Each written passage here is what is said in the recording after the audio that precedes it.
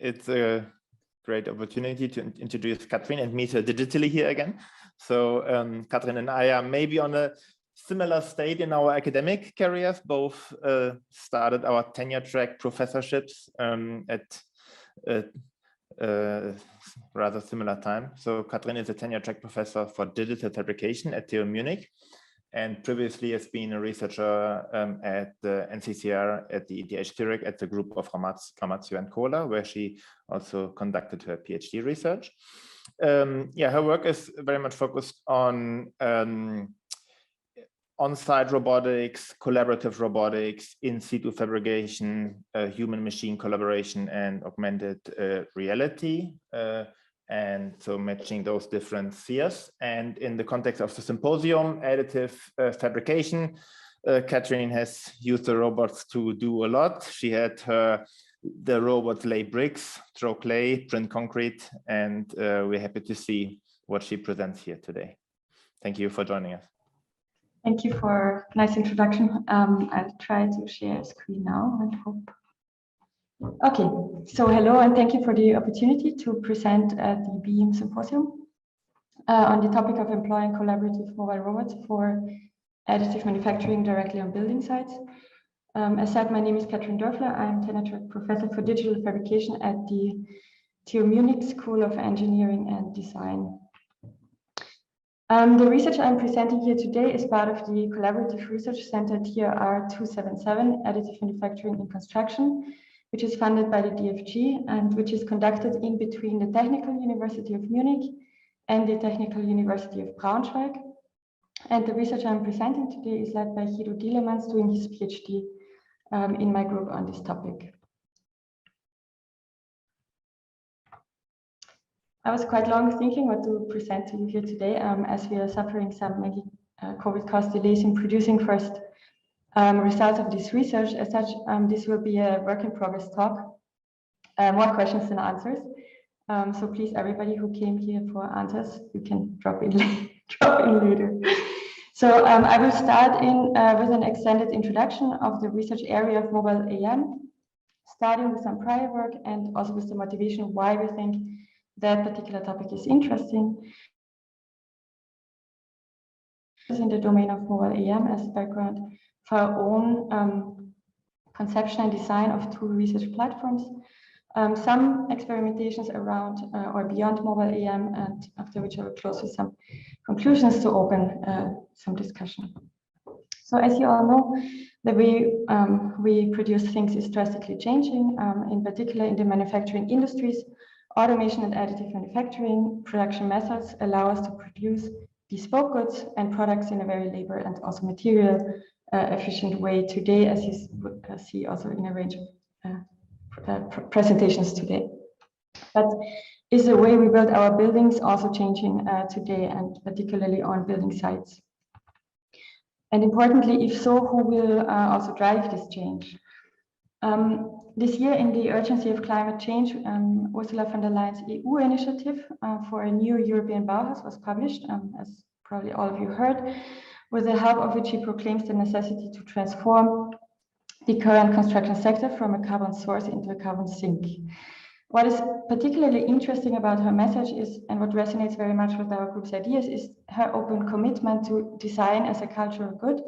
So this new Bauhaus must not only be an economic, ecological, or technological project, but a sort of new cultural project for Europe. So what can digital fabrication do in this domain? We see digital fabrication as a very integrative platform to connect architecture and design with robotics and fabrication technology to fundamentally rethink and transform the way we build. And in this context, robots and new technologies are not merely tools for rationalization and automation, but rather they should enable us to find like new ways. So when we look at today's machines, they are not purely mechanical.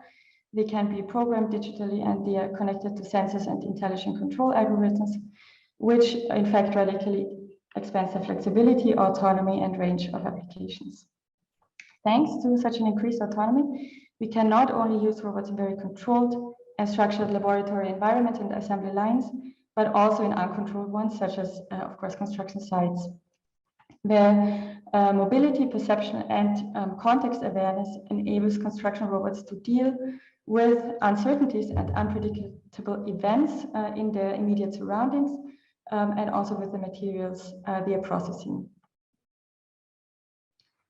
So during my PhD at TU Zurich, we demonstrated this approach as part of the research building of a residential unit named the DFAB House, in which a custom-made reinforcement concrete wall was built as the main load-bearing element by such a mobile robot.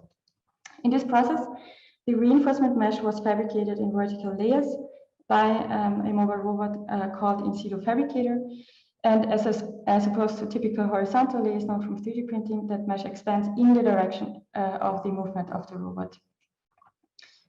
To enable the mesh to be fabricated accurately, the sensing solution consisted of two parts. The first one allowed the robot to be localized by registering April-tag fiducia markers mounted at the wall's foundation. And the second one would actually serve the fabrication itself to allow the mesh contour to be registered to compensate locally for two main sources of error. First, the local deflections of the mesh coming from the material, but then also inaccuracies coming from the global robot's localization. We could show that this robot, which was built from off-the-shelf industrial components, could be brought on site to fabricate this bespoke steel reinforced mesh into a predefined three-dimensional shape.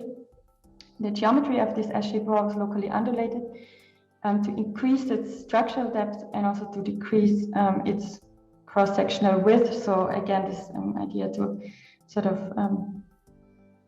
minimize material consumption. Here you can see the stepwise fabrication of the mesh, similar to 3D printing, just that in this case, a wire is sort of welded with resistance welding to the layer beneath. And the mesh is fabricated with such a density that it acts both as a form-giving element for concrete to be filled in and as reinforcement after the concrete has hardened, so that no traditional formwork is required. So this is the finished reinforcement mesh, and then the finished structure, where you can see also how the other building component, the so-called smart slab of Benjamin Dillenburger's group, is sort of resting on the wall, and the interface produced quite so precisely with this sort of shadow gap. So while we could show in this project that it's in principle possible to use a mobile robot on site, we should of course advance our research into this direction, not only because we can, but why should we actually further develop and use mobile robots for building construction, and in particular in situ additive manufacturing processes.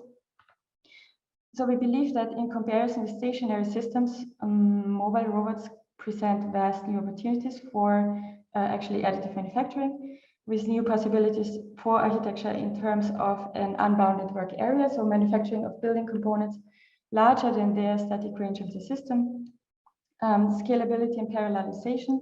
So mobile robots could provide scalability with multiple cooperating robots working in parallel, indirect or also indirect interaction with humans, and of course building within existing contexts, so renovating, retrofitting, repairing, and maintaining. The construction methods that are usually associated with the aim of increasing or maintaining value are still largely ignored and undervalued in the context of architecture and digital fabrication.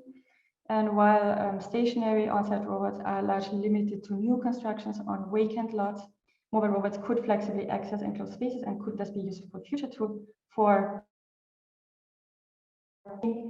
our buildings and infrastructure. So in definition of the architectural design space of in situ AM processes, interactions across four main aspects of autonomous building systems shall be considered. So first, it's the contextual conditions, defining where construction will take place and the accessibility of that location. Then, of course, the structural requirements and morphology of a building. Then itself, the material properties and processes, including the materials that form the structure, as well as those that are incorporated as part of the additive manufacturing process. And then lastly, also, of course, the mechanical system. So in essence, the robot, the fabricating system that transports, manipulates, processes, and deposits material at specified locations, creating the building structure by compounding material. So in this context, various companies and research institutions have developed different robotic systems in the last years that range from mobile systems with an extended manipulator, covering a quite wide range workspace, to mobile systems with a sort of standard manipulator covering a mid-range workspace, to very small scale and tiny robots with sort of no manipulator and therefore a very short range workspace. This range of spectrum has been shown very impressively by the mediated matter group from MIT, ranging from very large robots, as shown with this digital construction platform, with a wide range reach envelope, which can be used for 3D printing building scale structures in a sort of quasi-stationary manner. But also to very tiny robots, in this case, they're called the fiberbots, which have to continuously move while manufacturing these tube-like structures in order to sort of create a bigger structure. With multi-degree of freedom manipulators mounted onto mobile bases, such as an anthropomorphic robotic manipulator with 6 axes of freedom, shown here with the 3D printing system by the NTU Singapore. The reach envelope is located somewhere in the middle, so, but more importantly, extended printing configurations can be considered that allow for better transfer of forces and contact area between layers. One of these techniques is the tangential continuity method, which was shown also this morning by Philip Block. In sum, the higher the mobility of a robot, the higher the requirements for autonomy and context awareness are, which in fact for us is still the most interesting, but also the most challenging point of all. So a robot must be able to be aware of its surroundings. It must be able to locate itself within these surroundings. It must be able not only to react, but to physically interact with its environment, and also coming from a building plan with high geometric precision, and also to coordinate its task with other robots and potentially humans. So in the last year, we have been designing and putting together our own research platform, 2 collaborative mobile robots to pursue research within the Sonderforschungsbereich TR 277 AMC with the following components. For manipulation of the end effector,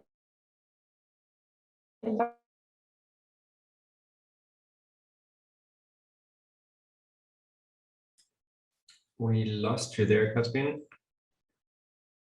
I think she was kicked out entirely, wasn't she?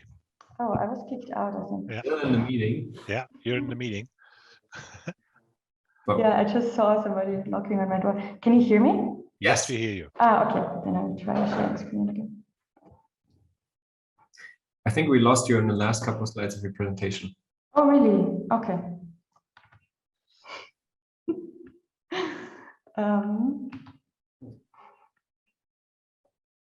Can you see my screen again? Yes, we see the screen. Okay. We see a research platform.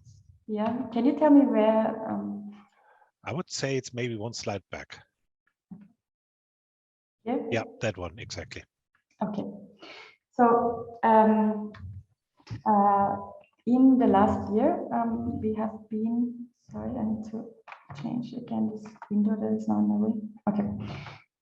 In the last year, we have been designing and putting together 2 platforms, mobile research platforms, to pursue research within the AMC Sonderforschungsbereich with the following components.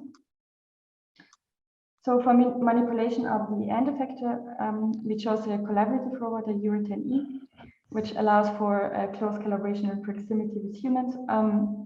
Then an omnidirectional movement system with 4 steerable wheels, which was chosen to allow simplified maneuverability over building sites, and it is able to avoid obstacles in various configurations and supports sort of smooth transitions in tight areas. Also to support building scale, a vertical axis was included, which allows the robotic manipulator to achieve ceiling height. Then onboard material supply for clay was considered, or also an offboard material supply with a continuous mixing and pumping system. Then the custom end effector was designed to be lightweight and also to apply minimal strain to the robotic manipulator as it's low payload. And the extruder is actuated to precisely control the extruded volume, which additionally allows for non-continuous print path.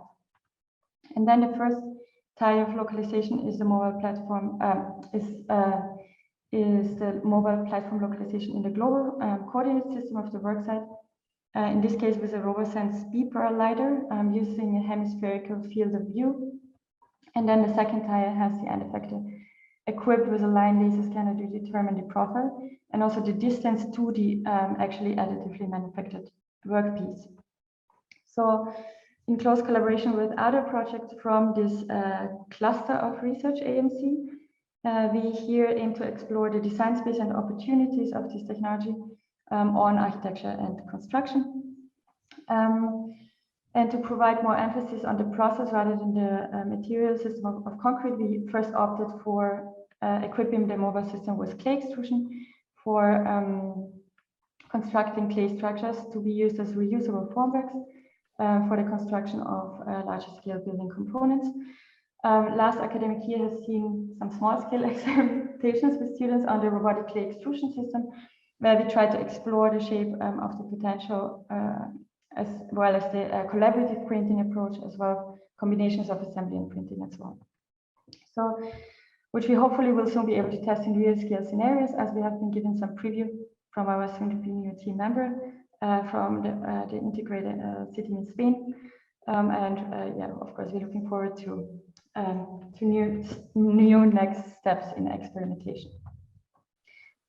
So to close this talk, another for us very exciting side product of developing design strategies for mobile robots is that the context awareness that mobile robots require is actually exactly the same technology that is used by AR-related technologies. Hence, we see mobile AR and mobile robotics for building constructions as very tightly coupled and sort of seen in combination.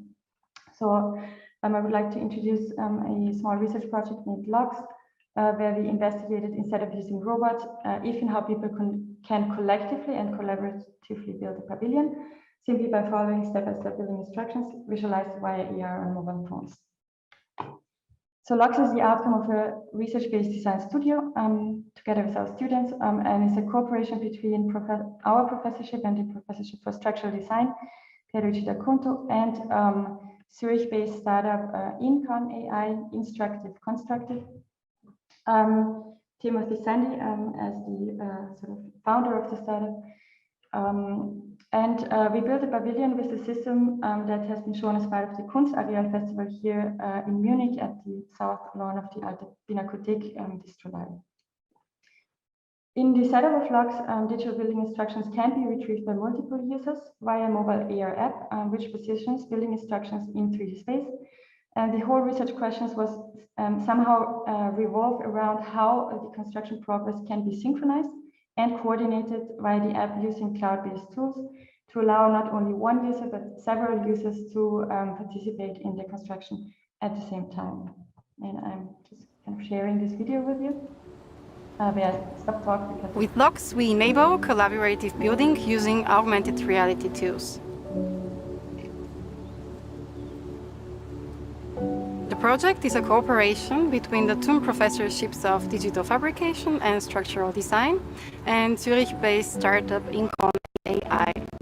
In LOX, the users can retrieve building instructions via the mobile AR app, which superimposes the building instructions over the physical structure. Participants can log in as users by pointing their phone to any QR code to visualize the digital model of the pavilion overlaid on the physical structure. By doing so, they will shown the instructions on how to participate in the building the model, as well as specifically the elements they can build visualized in green. They can choose and select any of these elements to their wish, and once this element is placed in the real world, they can set this as build, and this action will unlock new buildable elements visualized on the screen. By following these instructions, users can build complex structures without the need of additional measurement tools or printed plans. This coordination will enable multiple users to participate building the LOX pavilion together at the same time.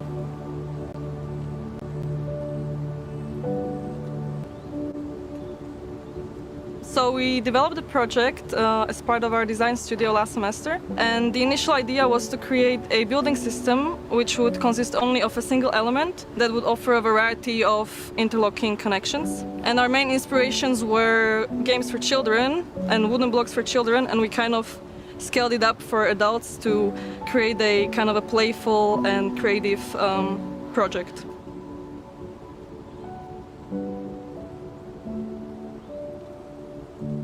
For the Kunstareal Festival, we developed this specific design, resembling a weaving pattern that is also enhanced by the use of color. The structure does not only employ the material as a building material, but also as a support during the construction. After the event is over, we will disassemble the pavilion and we will rebuild it at the campus of TU, of course, with a new design.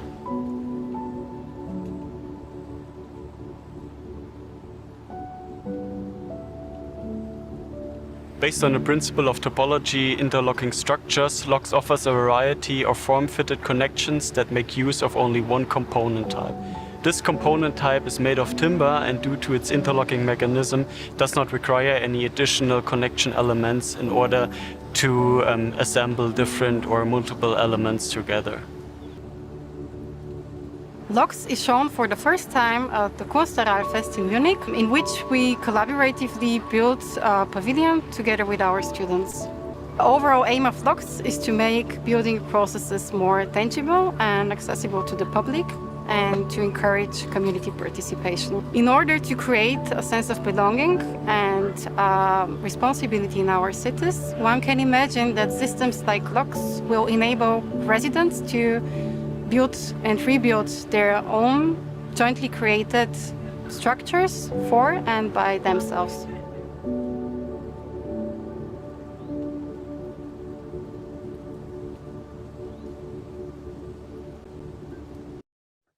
Okay, Emma's still here. Then I continue with a few just impressions from the exhibition. Come visit us in beautiful Munich sometime. This is the old Pinakothek in front of the university. Yeah. So in conclusion, let me briefly restate a few points.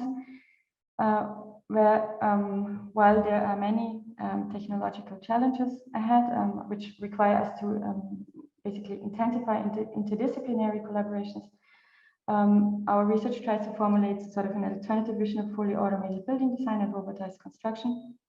Instead, we try to advance on the idea of a hybrid, mutually augmented human-robot work team to, in the future, provide greater flexibility, design freedom, application spaces, also social sustainability of digital fabrication in the built environment. Okay, thank you, and let's keep in touch. Yes, thank you, Kathrin. Great presentation. Really good to see. So one question that I would have, it's two domains, right? So one is maybe a more technological one, and one is more about the cultural project that you mentioned in the beginning, yeah? Which is maybe already opening up to the larger discussion, is we see that, I think within the group of people discussing here, we all showcase our research on full-scale demonstrators. Yeah, we are really showcasing how could it look like, how does it work technology-wise, and still we don't see too much of it going out into the building industry. Yeah, and then touching back to the technological question, your cyber-physical processes really gather a lot of understanding of what's going on the site, assembly, fabrication of the components. Can this data be gathered for more integrated online certification processes, let's call it, yeah, to maybe circumnavigate the whole big question about how do you certify such individualized, unique, and until now unregulated building systems, which is a big hurdle of actually bringing them into the market, yeah? Are you talking about norms and sort of quality control? Yes, for example. Yeah. Well, here actually, again, technology would already provide the solutions to this. It's just, I really think it's user acceptance, and sort of, it's not that's what I'm saying. It's not just a technological question. It's really just also question of and also I think Philip Lockenmorin said that crisis requires to, is a driver for trying out new things, as there's a necessity to do so. And for instance, quality control by digital processes can be done because we have a digital twin. We can constantly monitor as the fabrication proceeds. We can store the information, and we can actually use that much more precisely actually than in any manual production method to sort of certify our building processes. Yeah. I think. I don't know. I see Ulrich No, it's you're absolutely right. When I was say starting this activity in my civil engineering environment in Darmstadt, obviously this question comes directly, and then you start talking to DBT, the German authority for building products, and they say, well, there's no market, we need $1 million to get this started. But this say concept of scanning what we do, what is the quality, which actually is somehow equal to the concrete setup. You take a part of the concrete, you test that, you get a certificate for that quality which is built.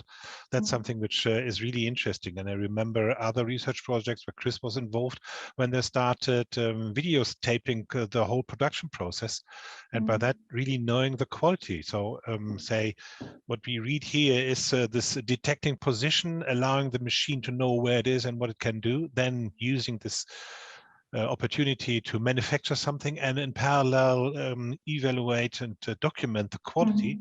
That's that's for free. That's for free. You may name this digital craftsmanship just as digital craftsmanship with well, a limited amount of labor being combined.